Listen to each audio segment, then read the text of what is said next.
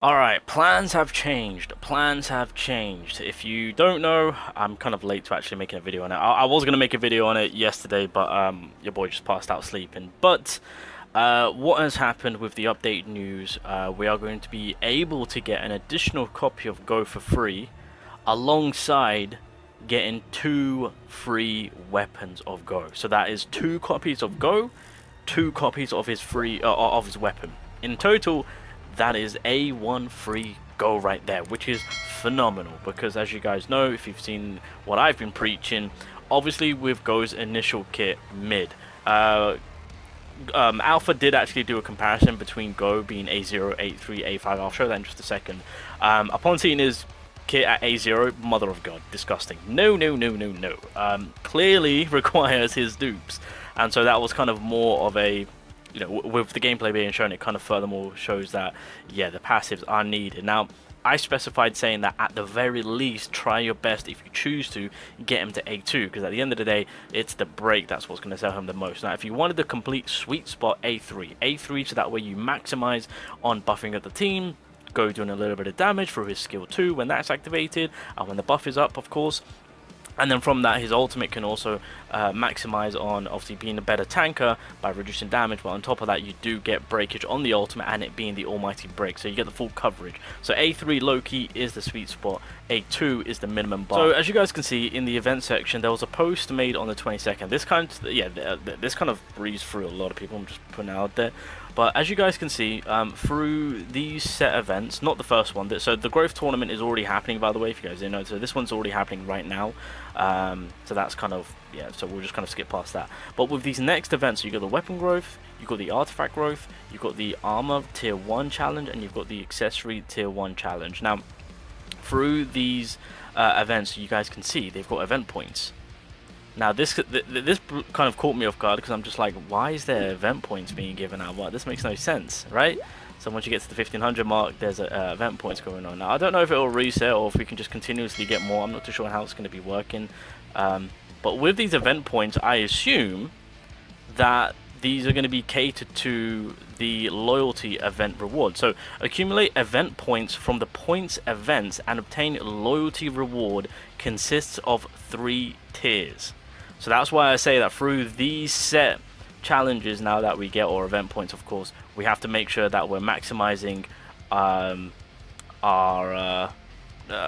scores, right? Because this is basically the required points. We need to make sure that we're getting the most points possible, so that we can maximize gaining the points, or the event points, regarding the loyalty tier. So as you guys can see, from the loyalty tier 1, which ends at 475, we're going to be getting 50 weapon designs for specifically Go's weapon. So once you complete tier 2, that is a full complete weapon. No, I take that back. Not only is it a full complete weapon that you can craft, but they also right at the end give you his weapon. So you can craft a single Go weapon, and then on top of that, you can then go about feeding that dupe into the Go weapon that they already give you once you hit this certain point on loyalty tier 2. Once you get to loyalty tier 3, what happens here is at the halfway mark, I would say, you get a free Go.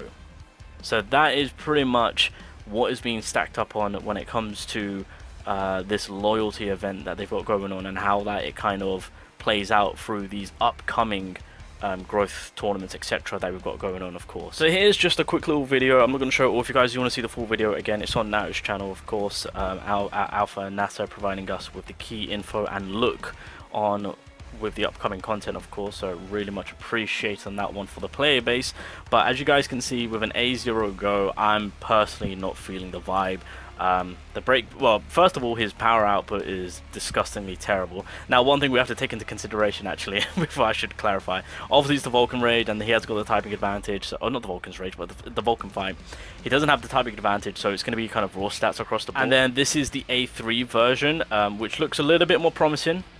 He's got a much bigger deal of a damage up, which is beautiful. Obviously you've got better breakage across the board, which is fantastic. That is from the A2. Keep in mind, getting him to the A3 mark, that is now making your ultimate not only just, you know, a way to go about dealing extra damage, etc., of course, but you are getting that almighty break, furthermore catering to the breakage side of things, of course. So A3 low-key will be the sweet spot. I'm just going to put this out there right now. As much as I want him to get him A5, if my summons low-key go bad to the point how they were, because the only time I've had really bad summons is when I summoned for Mei Lin. If I replicate my summons like Mei Lin, I'm telling you right now, A3 is my cutoff point. A3 is 100% a cutoff point. And then, yeah, getting Go to A5, you are just getting the maximum damage output, of course. So, technically speaking, if you do get a maxed out Go, then, you know, he's pretty much one of the best, or if not the best breaker that you'll have access to within the game itself. But that, again, A5, if you want to go that far, that's completely up to you. I personally suggest if you're free to play, if you're a Dolphin and whatnot, A3 is a good cutoff point. It really is.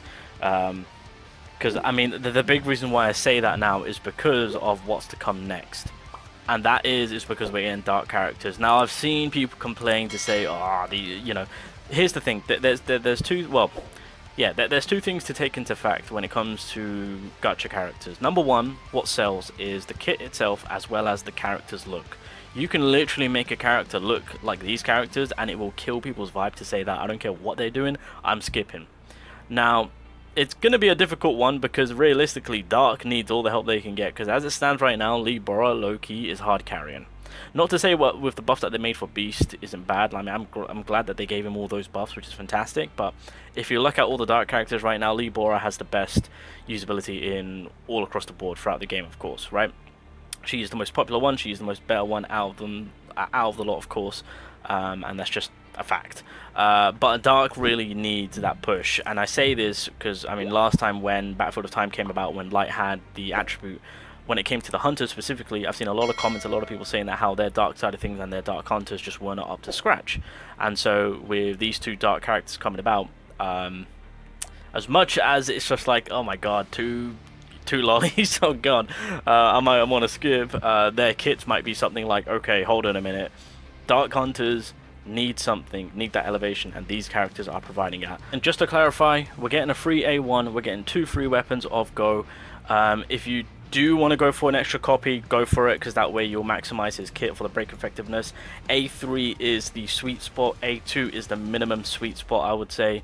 So that's if you want to furthermore cater to Go. If you're happy with your Yunho, of course, if you're happy with where the other two SR tanks are at, of course, and you want to cater furthermore to them and get Go at a later time, then at that very moment I would suggest highly looking into Dark, because Dark need way more of a support. Because Light right now, even with Go not being here, I mean, they're still kicking ass, especially with it being Yunho, Min, and then Cheyenne, and then obviously switching out your breakers with the SR breakers. So there's that. Ultimately, they're doing just as fine. But Go does come in, and if you are going to cater to him, then ultimately, you know, he will be a little bit more better with the buffs that you can apply, of course. So yeah, that's what I would advise. Just see what your account is looking like. If you're happy with where things are at, cater to Dark.